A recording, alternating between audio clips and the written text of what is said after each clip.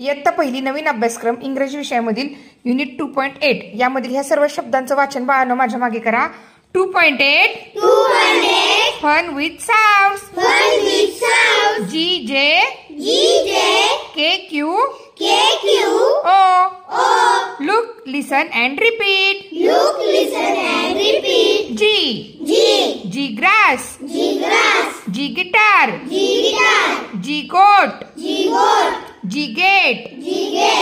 J jacket. J jackal. J joker. J jar. O orange. O owl. O ostrich. O ox. K kite. K key. K kettle.